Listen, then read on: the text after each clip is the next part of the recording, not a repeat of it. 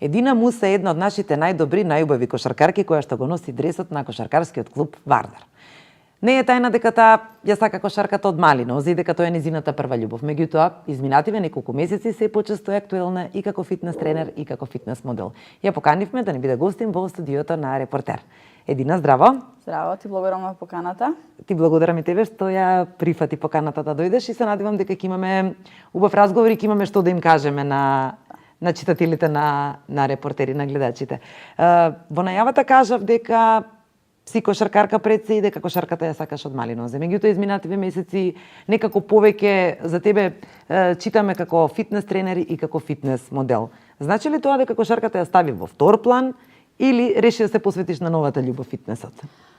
Па искрено кошарката да ја ставив на втор план, меѓутоа тоа беше само на одреден период. Во фитнесот најдов некој голем предизвик пред се за сама себе, па сакав да одвојам време да се подготвам, да ги видам своите квалитети колку можам во некој нов спорт кој е сосема различен од тој што јас сум научена, да тренирам кошарка колективен спорт, фитнесот сосема поинаку. Така да одлучив да се надпреварувам во фитнес бикини, каде што настапував во Македонија и освои првото место и таму со тоа успеав да обезбедам и настап на светското првенство. Колку е тешко да се биде, да се стане фитнес модел? Што све тоа бара од тебе, да речеме? Па барам доста да вложиш во себе, сосема ти го менува сосема начинот на живот на кој сме ние научени. Како и да е, доколку се сака, тоа што се прави не е воопшто тешко. Кога ќе успоредиш со кошарката, што е полесно, а што потешко и што е поголем предизвик? Па според мене фитнесот беше многу поголем предизвик, затоа што исхраната беше тој дел каде што јас многу тешко можев да се привикнам. Начинот на тренирање, тоа си го имам, значи со кошарката не ми беше никаков проблем, меѓутоа доста голем предизвик беше фитнесот.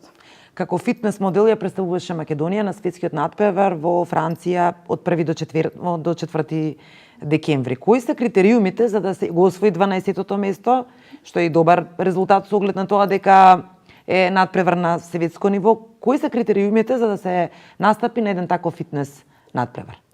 Па пред се треба да бидеш шампион на Македонија, да го освоиш првото место во својата држава и со тоа обезбедуваш пласман на светското првенство. Таму се соочив со доста голема конкуренција, значи се работи за доста сериозен надпревар, сепак е светско првенство, каде што настапуваат професионалци кои се занимаваат со години со самиот спорт, каде што јас за самиот надпревар се спремав околу 6-7 месеци. Меѓутоа, максимално се вложи, дадов се од себе. Искрено сум задоволна со резултатот кој го остварив таму. За да се биде фитнес модел, претпоставувам дека треба секојдневно да се вежба. Меѓутоа, како успеваш тоа да го балансираш со исхраната, со оглед на тоа дека кажа дека ти било тешко да се храниш правилно и да тренираш паралелно за да бидеш фитнес модел. Како изгледа твоето мени? Па добро, зависи за која ми е целта. Например, ако се спремам за надпревар, тогаш самата исхрана е многу по-ригорозна, помалце се внесува калории, повеќе се трошат, трениците се појаки. Меѓутоа сега исто така се хранам здраво, меѓутоа не е до тој степен што не може да се издржи. Така, какво е менито, значи, на еден фитнес модел? Еве неколку месеци пред да се представиш на светскиот надпревар во Франција. Па најтешкиот дел ми беше уствари последниот месец, може да се каже 2 недели, каде што конзумирав само 200-300 грама варена риба. Значи јаде варен ослеч без сол, без ништо, значи салати јадев многу, зелени салати исклучително, без маслинова, без балсамика, беше ептен, значи ептен беше напорно и тешко да се издржи. Не само физички, него и психички, бидејќи не внесував лимитирани беа мастите, здравите масти, аглените хидрати и самите функции на телото се многу потешки за изведување. Ке те прашам сега не како фитнес модел, него како фитнес тренер. Си персонален тренер или... Да, јас сум персонален тренер, во главно работам со жени. Така. И уживам во тоа што го работам. Искрено жените многу ме одушуваат со својата желба за за напредок, за постигнување на цел, така да ги посоветувам тие што не почнале да почнат се занимаваат со. Така сега ми го изземе и прашањето колку дамите кај нас се заинтересирани за колку често одат односно на вежбање? Па сега искрено се зголемува тој број, што тоа многу ме радува, за разлика во минатото каде што освен спортистите многу беше ретко да се види некоја девојка или жена во градските теретани. Сега се зголемува бројот и супер е. Како изгледа еден обичен тренинг? Еве, не некој многу тежок, него тренинг за почетници. За почетници, па добро, да, зависи од која е целта. За почетник јас почнувам да видам до каде индивидуата, кои се способностите, моторичките способности. Правиме кружни тренинзи, зависно од желбата, дали сака да се ослабне, дали сака да се здебели, од тоа све зависи како понатака кога ќе се одвиваат самите тренинзи. Еве во пресрет на топлите денови кои што допрева доаѓаат, што би ги советувала жените колку и како да внимаваат на физичкиот изглед за да имаат некоја посакувана фигура? Не мора да биде тоа фитнес модел, да речеме, меѓутоа да бидат задоволни со сопствениот изглед. Така, значи јас на моите клиенти, на секоја жена и секој човек во глобала го советувам да не се преоптеретува со тие строги исхрани со кои за краток период добиваат добар резултат, меѓутоа е многу тешко тој резултат да се одржи. И најчесто после тоа ги враќаат можда и дупло килограмите кои ги изгубиле. Затоа ги советувам сите, посебно жените, да се активираат на секојдневна база, нели да извојат барем 1 час од сопственото време, да бидат физички активни, да сменат начин на исхрана, значи да не бидат тоа големи промени, него постепено, значи да се испрли, нели да почнеме со леп, со шеќерот, со или газираните пијалоци и такви работи и пополека да се наметне еден здрав начин на живот. Не само што ќе изгледаат поубаво, тури и поубаво ќе се осеќаат. Реално колку време е потребно за да се приметат ефектите од внимавањето на од начинот на здрава исхрана и вежбите? Па све зависно, нели колку човек е дисциплиниран и колку ќе ја прати самата исхрана и колку ќе се посвети на самиот себе, меѓутоа 3 недели, 21 ден е сосема доволен период да телото почне да осеќа промени, да. Зборувавме за фитнес, зборувавме за тоа дека си фитнес модел и фитнес тренер. Ајде малку да позборуваме за твојата прва љубов кошарката. Од кога почна да тренираш кошарка? Кошарка тренирам кога знам за сама себе. Така? Мислам дека тоа беше околу 6 години, мислам дека имав, со мојот татко, кој е исто така тренер и мој личен тренер. Имаме собствен тим и таму почнав од гледање како тренираат, па почнав јас и до ден денес се уште тренирам.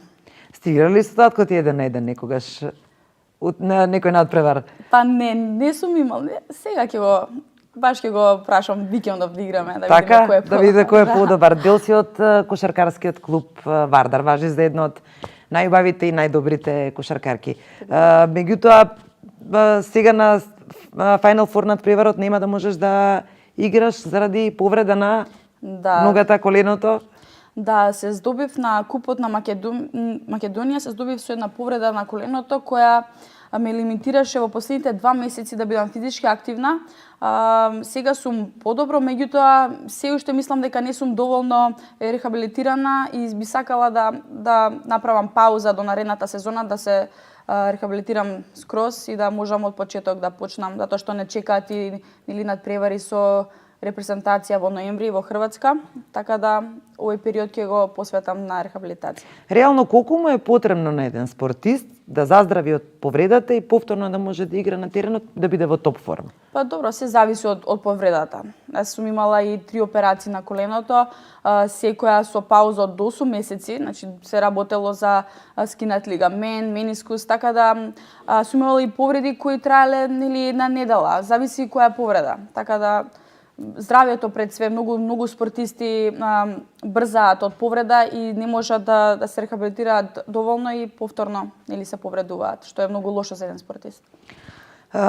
Она што ми е интересно за тебе е што често те има на социјалните мрежи, редовно споделуваш фотографии, можеби некогаш провокативни, некој знае колку. Дали е тоа дел од работата како фитнес модел, затоа што некако па не одговара со еве овдека си во сосема поинакво издание во дрес или чисто тоа си го правиш заради мерак? Па, искрено, фотографиите кои ги споделувам се или од некоја фотосесија, или од некој настан, или за пелистерка што се на календарот што календар, имаше, да. Значи тоа е никош не било сега ќе се сликам вака, па ќе постирам, тоа ги користам сликите од фотосесии. И од надпревариите, не е дека сакам да се експонирам и да видам само кога добро изгледам, ставам слика и со куќото наводно кога идам. Така. Имаш ли време за себе? Излегуваш ли често?